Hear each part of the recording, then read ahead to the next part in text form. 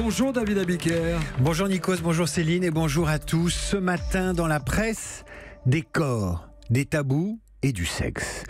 D'abord le tabou de la torture pratiquée sur le corps du mathématicien communiste Maurice Audin, disparu en 57. Algérie, pourquoi Macron brise le tabou, titre Le Parisien aujourd'hui en France.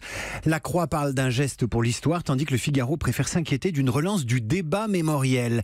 Le corps martyrisé donc, mais désormais le corps libéré, avec cette enquête de la chercheuse Janine Mossuse-Lavaux sur la sexualité en France et dont Le Point publie les bonnes feuilles et qui prouve que dans ce domaine, les Gaulois ne résistent pas au changement.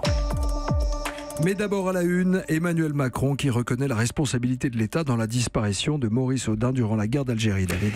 Maurice Audin était mathématicien communiste et anticolonialiste, enlevé il y a 61 ans par l'armée française et torturé. Pour la première fois, explique Le Parisien aujourd'hui en France, un président pose des mots sur les actes de torture accomplis pendant la guerre d'Algérie. Pour Frédéric Vézard, le président a employé les mots justes, parlant d'un système institué sur un fondement légal qui a favorisé les disparitions et permis la torture à des fins politique, je ferme les guillemets.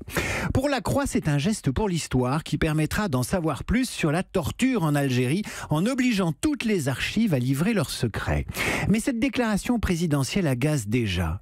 Assez de repentance, lance Brice Hortefeux, ancien ministre de l'Intérieur dans Le Parisien aujourd'hui en France, alors que le Figaro, avec Étienne de Montetis, rappelle que tout ce qui a trait à l'histoire de l'Algérie est encore à vif. Et l'éditorialiste de conseiller à Macron de se rappeler de ce qu'il avait dit en 2017 à un jeune Algérien qui l'interpellait sur le passé colonial de la France. Voilà ce qu'avait répondu le futur président.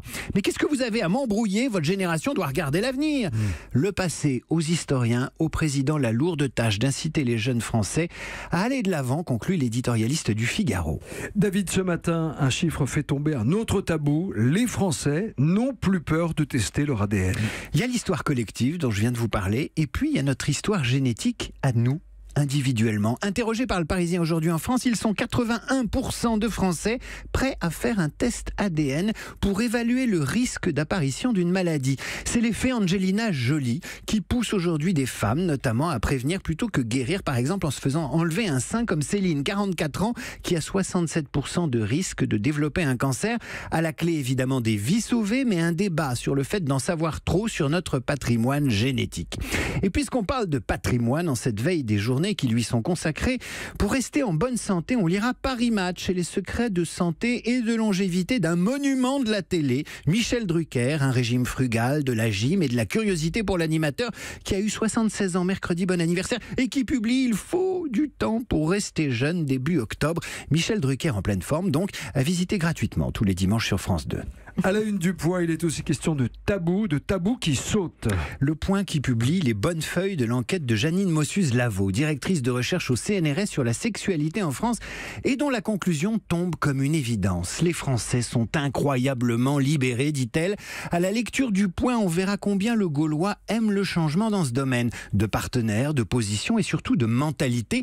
On lira aussi Cosette, qui a testé le site de rencontre à la chaîne Tinder. Pour la journaliste qui a payé de sa personne, à multiplier les rencontres, il y a risque de burn-out, perte de poids, déprime, eczéma. Conclusion, Tinder, pas bueno du tout. Ceci dit, pas besoin de sexe pour s'envoyer en l'air, c'est un peu le message de l'Union, journal champenois et pas Union, journal coquin. À l'occasion d'un vol zéro gravité, la maison de champagne Mum a testé la dégustation d'une bouteille spatiale dessinée par Octave de Gaulle, designer et arrière-petit-fils du général. Une dégustation en apesanteur, histoire d'imaginer la convivialité dans les futurs vaisseaux spatiaux. Résultat, une sublime vidéo que je vais tweeter dans un instant et qui nous rappelle qu'une coupe de champagne et un peu d'amour, ça aide souvent les Français à conclure.